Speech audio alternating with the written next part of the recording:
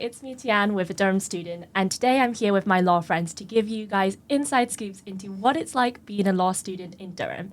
Just giving your Durham stats. So that's your name, college, year group, and a bonus one, where are you guys from? Hi guys, I'm Isabella. I'm from Hong Kong in St. Chad's College doing law. Hi guys, I'm Mwambu. I'm in St. Chad's College and I'm from Zambia. Yeah, I guess just to get started right away, what was your journey into coming to Durham and like wanting to pursue law? Okay, so it's a bit complicated for me. I barely scrapped the grades in DSE, but I decided to take a gap year because I'm still not sure whether I want to do law. I was struggling between law and psychology. But like in the end, I've thought of a lot of things, like let's say for money prospects, job prospects, and of course I need to respect my family's wishes. So here I am.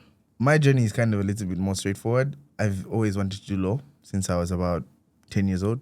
I've always planned to come to the UK because I wanted it to set me apart in the job market once I became a lawyer. So my ambition is to start my own firm. So coming to the UK was a decision I made because I wanted to equip myself with the skills that would kind of set me apart from everyone else back home. Coming to Durham was a little bit more complicated because I had such a wide variety of choice. I got all of my choices from my UCAS list. So it was pretty much which one is the best? And I feel like Durham was the best thing for me. And yeah, the rest is history. Like, to add on, so I was initially deciding between Durham and Manchester Law because for Manchester, I think for my year, there are around like at least 10 students in my year, in my school that went to Manchester Uni. But like, I don't think there are any like students from my old high school that went to Durham. So I was struggling at first, but I feel like Durham Law is more like well known, and it kind of gives a more successful and poshy vibe. I'm sorry, but yeah. So it's because it sounds more prestigious, so that's why I chose Durham than Manchester. My choice for Durham was pretty much it wasn't a prestige thing because one of my choices was Cambridge, and I did actually get into Cambridge, but wasn't so successful on offer day, but that's a story for another time. The reason why I chose Durham was the community feel. Because when I visited Durham outside of term time. So I saw Durham, the city. I didn't see Durham, the university. So when I saw Durham, the city, I was greeted by loads of people who had no idea where I was from, who had no reason to greet me whatsoever, no reason to be that nice to me.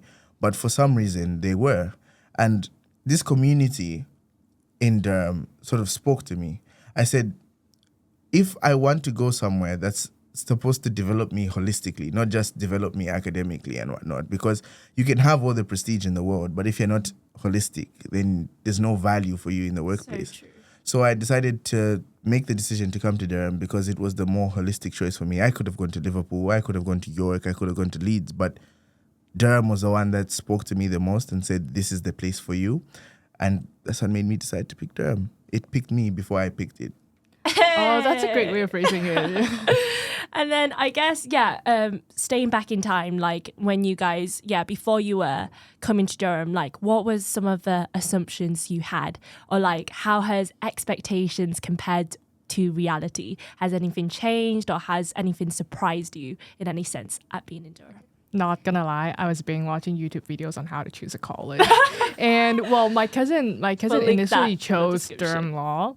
And she picked Chats, and she also went to like a lot of open days, and she told me, well, it's actually a pretty nice college for her, and I initially just wanted to like follow her footsteps and whatnot. Aww.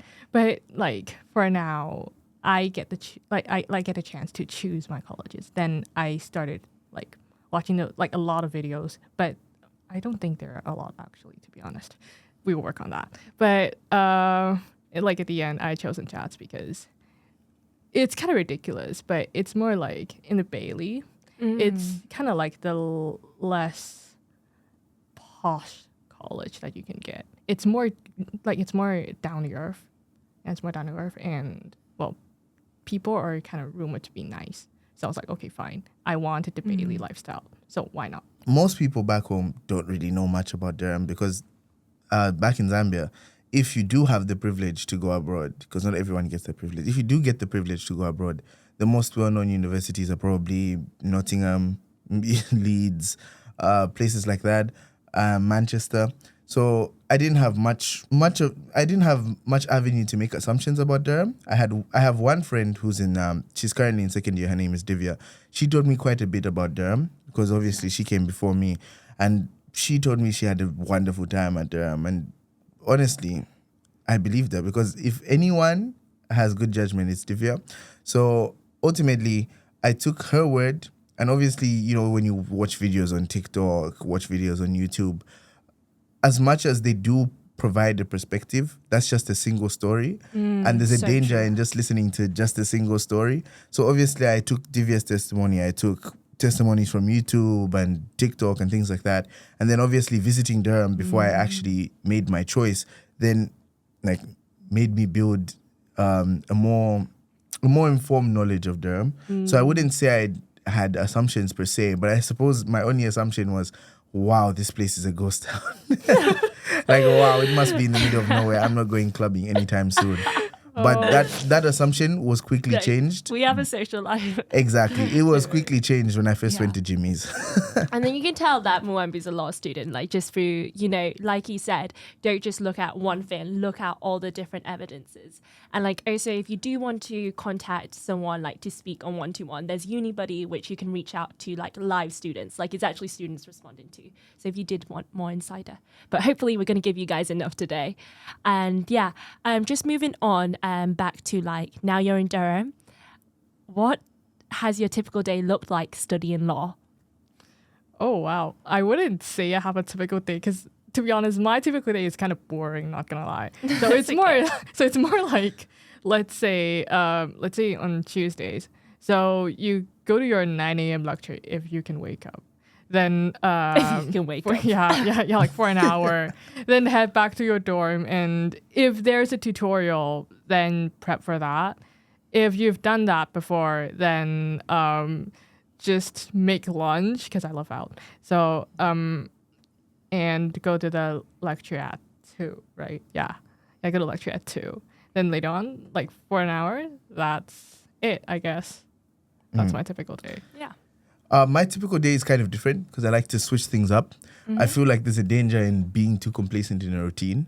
So I like to surprise myself almost. So obviously preparing for a lecture, usually when I have a 9 a.m., I'm up at 6. Because I like my time Very to get disciplined. ready. I like a good hour of a whole shower, moisturize, all of that. I like to do that in the morning. He likes his skincare routine. Exactly. So obviously get prepped for the morning, have breakfast. You don't want to start the day on an empty stomach. That's too expensive. So after lectures, I pretty much say, what study space haven't I explored? So be it the Bill Bryson Library or the Anne Gilbert room in the study room in the law school, Elwood Riverside, all sorts of places, the Durham Student Union. So I pick a study place. I say, you know what, I'm going to study over there, sit down, do as much work as I can. I like to mix and match. So if I do maybe an hour of contract, an hour of torage, a little bit of this, a little bit of that, prepare for my seminars, kind of do some reading. And then, I'm back home. And once I'm back home, I've sort of put in a routine that everything that I do school-wise, I'm not carrying school into my room with me. It's I don't bring work home with me. Oh, yeah, that's a clear distinction. Yeah, so once I'm in my room to chill. So if I don't want to sit down and chill, I won't be in my room. But if I want to chill, I'll be in my room. And that's kind of like my typical day. So just surrounded around that. Because honestly, if you just pick a stuck routine for a day, you're going to get quite bored of it. And you'd be doing things like a chore instead of doing things because you have to. So I like to mix it up a little bit. If I get too bored, then, because I love out, so I have a lot of flatmates. One of the nicest ones called Liana. She's really nice. And we'll occasionally bake together and we'll have dinner. Oh, that's so sweet. I guess a lot of people's assumption with studying law is that it's very intense, difficult. You have to study all the time, and you guys seem to manage balancing. So I guess for people out there thinking that it's intense, and law is all you do, is that necessarily true? What do you guys do beyond law? For one part that I'd say is you like everyone will struggle, I think. Well, maybe it's just me, but I struggled at first to adapt to the writing style and everything because it's really different. So let's say like back in Hong Kong, we took the English exam called like the DSE English. So like I got a pretty good grade there. Okay, but the full marks in that DSE English doesn't mean that you're capable at like writing a law essay that is fit to uni standards. I really needed to like adapt to the writing style and how like the professors are gonna judge it. So I did struggle back then, but how did you overcome that struggle, would you say?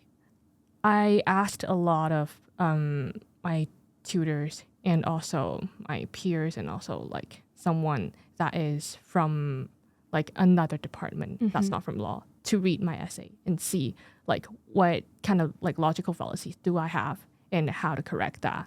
So that really helped a lot. But in terms of like non-law aspects, I'd say try to go for some like try to go and join some clubs or try to discover something new that you were like afraid to try before, or that you just feel like, let's say I joined the Japanese Society because I am interested in Japanese culture and I do speak a bit Japanese. So that's why I joined these like societies that are not law ones, just to keep your life more diverse. Yeah. Definitely. For me, let me preface this by saying whatever I do isn't a one size fits all thing. Everyone is different. Yeah. But one thing I can assure you is that when you do start uni, you will struggle. And you struggle because the work is very intensive. You might think, oh, I'm just doing one subject. It's not like school. I'm doing one subject that I actually picked. As much as you are doing one subject, you're doing the work of, imagine the work of all of your A-levels, all of your GCSEs. Imagine all of that packed into one particular subject. That's what a university degree is like. And law is kind of similar. Law involves a lot of reading, a lot of intense understanding. So in terms of intensity, yes, law is intense, but what makes it more intense is not having a balance. I know it might seem like law firms all over the world won't pick you if you don't get your first in first year, if you don't get a 2-1, or if you're not living, breathing the law. Like, it might seem that way, but I can tell you that the opposite is true. Law firms, employers, anyone in this world is looking for someone who has personality beyond what they study. So as a result, my sort of interests outside of law, stuff like I do theater. So I've been doing theater since I was 12 years old. I write poetry. I listen to loads of music. I used to write, mix, master, and make my own music as well. Come on. I also dabbled a little bit in boxing. I did college rugby, college football, things like that, just to keep myself from worrying too much about my degree, because it is quite worrying and it is quite scary, but it becomes more intense for you when it controls every aspect of your life. Yes, do go and join Law Society, do go and join Bar Society. I'm part of those societies, but Same here. They shouldn't be your be-all and end-all. Allow yourself to explore, because this moment that you have in university is going to be the last moment that you have to truly do things for yourself. So true. Because once you become an adult, now you have family to take care of. Now you have responsibilities to not just yourself, but to your workmates and everything. So enjoy yourself while you can. If you've never done rowing before, sign up for rowing. Yeah. If you've never acted before, please sign up for a play. You might find me. Durham Theatre is a lovely, lovely community. If you ever run into me while we're doing a show, just say, hey, I listened to your podcast when I was in A-levels, and it really calmed me down. And I'll give you a high five. Probably won't buy you anything because I don't have much money, but yeah, life as a uni student is quite broke. Yeah, all I can say is enjoy yourself and explore. Yeah, give yourself grace, guys. Like, I know coming out of back of A-level, like, everyone's worked really hard. But you're at university, you deserve to be there. And I know, like, a big struggle is, like, imposter syndrome, feeling like, am I qualified to be here? I don't know if you guys have had that with law, like, you know, the competitiveness of, like, do I deserve to be here? And I guess, yeah, how have you, like, found your feet, like, coming to Durham? Like, you know, back from Fresher Week till now, like, how have you seen this year, like, you settling in? And what tips would you give for settling in? One piece of big advice, don't ever compare yourself to anyone else because everyone is different. So what I did was that to be honest, like even till now, I'm still like experiencing bits of imposter syndrome because unlike everyone, Durham is my firm choice instead of like an insurance. So you would like the rumors of like, oh, having a lot of Oxford rejects. Well, if you go and ask someone whether they're an Oxford reject or not, then they are going to tell you the answer, yes or no. But the problem is, why are you asking this question? Because you're seeking for like what, approval? Or are you seeking for someone that is way better than you, or are you seeking something else? So let's say if you don't care, you don't ask like that person, then that person just remains like someone that is still like, let's say on the same level of you assume it, then it will be like slightly better. For me, as an international student, it was a weird switch. Yeah. Because life outside of the UK and life in the UK is completely different. And usually you run into situations where people will automatically assume that you understand what in the world is going on. I know I struggled particularly when people would talk about places like Manchester being northern or Durham being northern. In my head, I would think, oh, geographically speaking, Durham is northern, but Manchester is more central. But it's things like that will initially make you think, and it's not just international students. Home students might feel this as well because Durham is really diverse in terms of people's backgrounds and where they come from and things like that. So you might feel as though I don't belong here. I'm really out of my depth. That's just a lie that you're telling yourself because you're scared. Honestly, my key to fitting in was if someone doesn't like me while I'm being authentic, then they don't deserve me, kind of thing. So that was kind of like my mindset going in. Be as authentic as you can. Be you.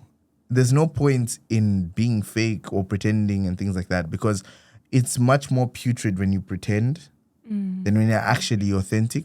Yeah. And whoever you vibe with is whoever you vibe with. I mean, you might make a certain group of friends in Freshers Week, but come on, they might not be your friends the whole of your university life. So be out there, explore, allow yourself to just be with everything, and you fit in much quicker that way rather than you thinking, oh, this person like me.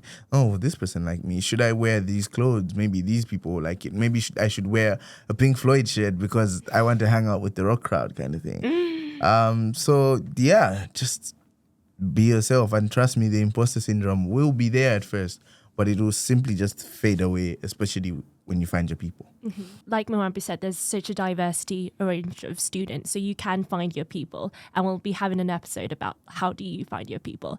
But yeah, moving back onto law, so I'm sure there's a lot of future lawyers probably watching this. What have you felt like, how have you felt your degree is? Like, in terms of what did you really enjoy, like studying? What does a lecture look like? What do seminars even look like? And yeah, how have you found studying law in general? Okay, so lectures, they last for an hour.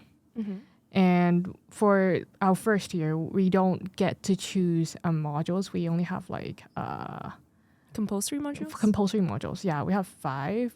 Then yeah, 6 if you're including the English law one. But that's like only for the first term. And also there's this thing called like the employment course, but that one, do you count it? It's more to increase your employability skills once you finish your degree. So it's not exactly a course that you need to study. Yeah. So you only have 5. And we have seminars for, it's like, to be honest, seminars and tutorials, they're basically the same thing where like there's just a group of people gathered here. And you have your tutorial sheet, which is basically like past papers or like essay questions or like problem-based questions for you to prepare. Then just present it to the class. But for each tutor, like their tutoring method may be different. So let's say for UK Con, which is short for UK Constitutional Law, for our group, it's more like a group discussion. Then we present our ideas to others. And by these efforts, we all finish one tutorial sheet. Yeah. I'm going to sound like I work for Durham Law School, but trust me, they have not endorsed this video. I haven't gotten a single pound of them. But the Durham Law course, I feel, is one of the better taught courses because, first of all, our degree is split into two. So it's taught two ways. First with lectures and tutorials and seminars. So lectures, you'll be happy to know that the lectures are optional, but please do go for your lectures because if you miss a lecture, trust me, it shows. I had a teacher in high school who would tell me that you can miss my classes as much as you want, or you can not pay attention in my classes as much as you want, but you will pay with your marks. And it's exactly the same with Durham Law School.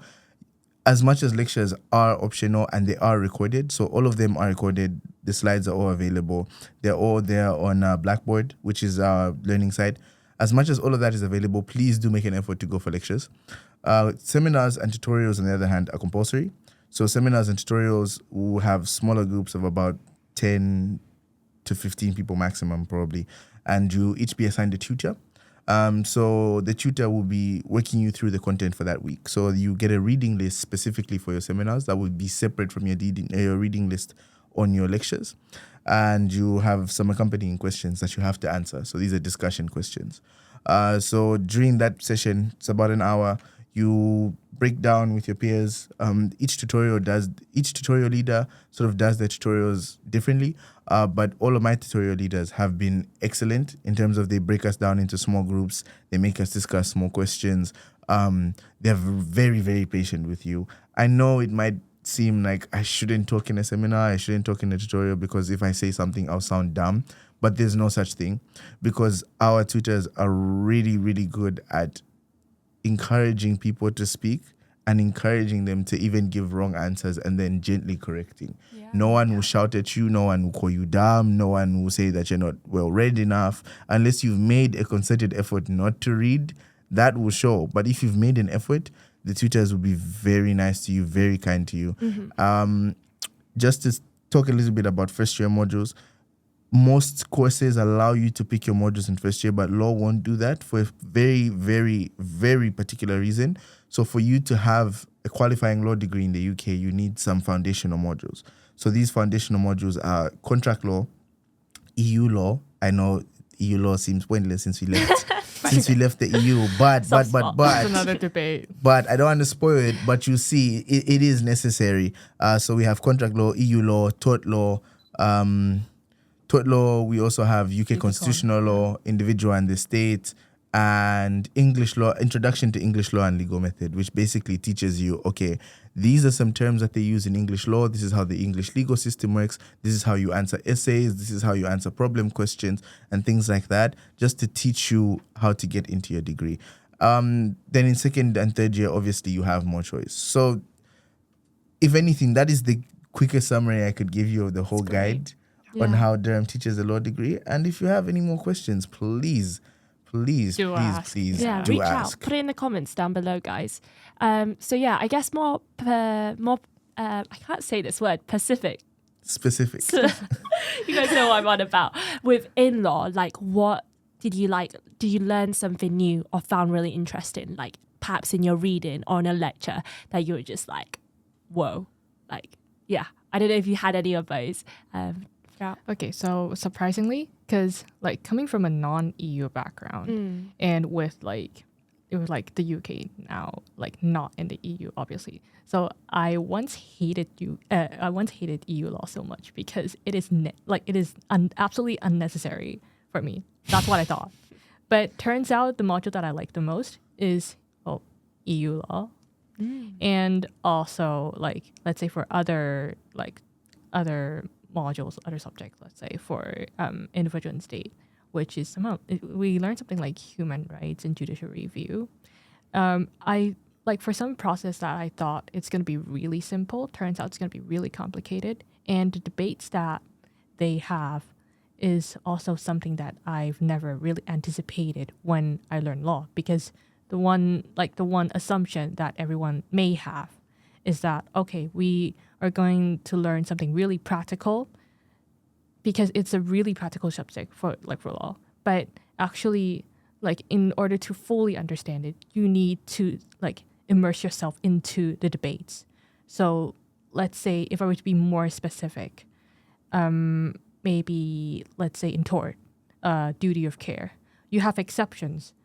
And those exceptions, it may sound a bit unfair, let's say for Fairchild, or you'll learn about this later. It, like, for me, I personally think that it's kind of a bit unfair to doctors. So I actually got into a really heated debate with the lecturer at that time. But like in the end, the problem's all solved. So like this is something that is something that I didn't really anticipate beforehand, but I did learn a lot by like having conversations or like asking quote dumb questions, because they like when no they such give thing an as answer, a dumb question. yeah, there's no such thing. And because like when they do answer you, they'll give a really like thorough explanation and you understand it more than before. A big wow moment for me when I studied law was learning how to sue people. You see, with tort law teaches you all the different ways that you could take civil action against someone. And I kid you not, some of them are very, very surprising. For instance, if you wanted to sue someone for a battery, simple, unwanted, let me use the actual definition. The application of unlawful force is a battery. Now, that unlawful force needs to be outside of what is the regular conduct of daily life. Meaning that if someone randomly decides to push you while you're walking in the middle of the street, this is not a concert, it's not a club, anything like that. If someone decides to push you for no apparent reason whatsoever, you could have a claim for them in battery. Obviously, you'd have to prove it, but you could have a claim for them in battery. What I'm illustrating by this rather silly point is that I learned within Durham Law School that law has practical applications in life. That might sound like, wow, Mwambu, that's so surprising. Wow, law is practical. But what I mean by that is that you can build your understanding of how the law works by using simple everyday examples. You don't have to think of law as this big thing that, all the big judges that went to Oxford and Cambridge really understand how to break down the law. You could break down the law to a 6-year-old and they will get it if you just have your understanding built up enough where you can break it down to simple examples. Another thing that I realized was the skill of argument. You hear lots of people say, oh, I picked law because I just love to fight. As much as people do say that, a fight in law is very different from a fight that you'd have with a friend over, I don't know, them wearing shoes that you liked. Or them hanging out with the guy that you like, kind of thing. By the way, that's a valid reason to cut someone off. If they hang out with the guy that you like, cut them off. Argument in law is so intricate in terms of you have your main argument, you have counter arguments to your main argument. You're then using those counter arguments to strengthen your argument even more. The thing is with law, your argument doesn't necessarily have to be correct. It's how well you can prove it. I could very well tell you that Isabella's shirt is black, even though Isabella's shirt is white. But if I use enough legal evidence to prove that Isabella's shirt might not actually be all that white and could very well be black, I win then the argument. It is actually legally black. So like same thing, like tort law in defamation. Let's say, okay, so not pretty well legal advice is that be careful what you speak and what you type and what you post on the net, because it is something that is tangible. If it is something that is tangible, permanent, then it is actually and like the statement is actually actionable. Like it's actionable. Libel. Actionable. Yeah. As you can see, law students talk in a different way, in a different language. But don't worry, you're like, I think you learn. And then I guess I know both of you two are first year, like myself. Yeah. I guess how have you feel like, you know, reflecting, how have you feel like this year went? I know you guys are both like so gracious, giving their time in the middle of exams. But how have you found like from Fresher Week till now? Like, how have you grown? How have you found law? How have you adapted?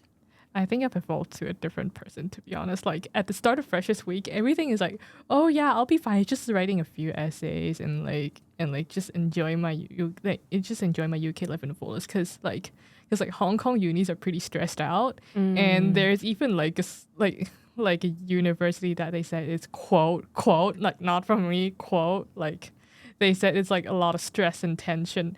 But I'm like, okay, well, since I'm not in Hong Kong, I'm in UK now, so I can just like peace out. No, you're entirely wrong. Like I still need to work hard and everything.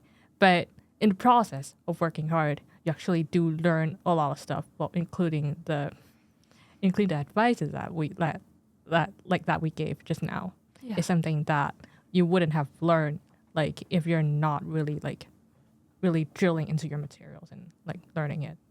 And also like you need to learn how to talk to people, you need to learn how to socialize, because it's Emotional intelligence. yeah, it's like really different from the way that Hong Kong works. So for now, like I think I have spoken differently, and I think my personality did change quite a lot compared. So I'd say like this first year really changed me a lot. Well, aside from my waist size growing a couple inches in first year, aside from that, I feel like in terms of growth, I've become a more open person. So usually when you come from all sorts of diverse backgrounds, especially when you come from backgrounds that are particularly sheltered, reserved, that kind of thing, your mind is not open to all sorts of possibilities and all sorts of things being possible. But first year at this uni for me has sort of opened my eyes to different people's lives. You know, it's called Sonda, the realization that people's lives are just as complicated as yours. I have had extreme moments of Sonda ever since I came to Durham. And I also feel like, and bringing this back to law, I also feel like doing this law degree has turned me into a person that saw things in a very simplistic light, very surface level. Now I see the deeper issues. Now I see the nuances. Now I see all sorts of the complications. You know, I don't just see a phone as a phone. I now see a phone as this was manufactured, this was designed by a company all the way in California, sent over to China, manufactured by dubious labor practices, and then sent back for us to, you know, have them as consumers. You know what I mean? Law allows you to look behind the curtain, so to speak, on life, that your eyes are not only opened, but your perspective on life is more full, because it's much more fulfilling to see the depth of things rather than just the surface. Trust me, the water looks much nicer underneath the surface than it does when it's shining with the sunlight on top of it. That's a pretty... This is branching into philosophy. It's reminded me of a Socrates quote. It's better to be a pig it's better to be a human dissatisfied than a pig satisfied. Yeah. yeah. But okay, so we're reaching. Thank you so much, guys, for staying on so long. Hope you, if you have, comment down below, send in hearts. And I just guess to sign off, what would be your final words of wisdom, like final push, like what would be your ultimate advice to a prospective law student? Be yourself, be prepared to face a lot of challenges, and persevere, I hope. Yeah. Trust me, your life starts now. This is the point where this is the real beginning of your life, where you get to decide on your terms. Before, your parents decided where you go, what you ate, things like that. Now it's your time to decide the direction that your life will go. And if you choose your life to go into a direction that you don't like, that's up to you. But if you want your life to go into the direction that you want, that you need, you have to put the work behind it, especially in a place like this. Durham Law School is quite a competitive law school. We have over 400 students in first year. Exactly. One of the very best. We have over 400 students in first year.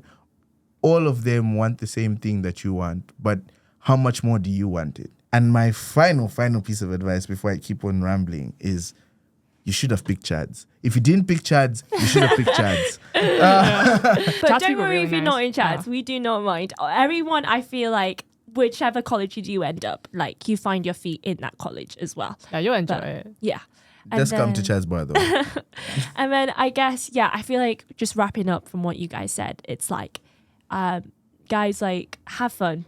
Like, university is such a short time. Like, we will finish first year. We're like, how are we no longer fresher? And like, it's okay to make mistakes. You'll find your feet and like, you get out how much you put in.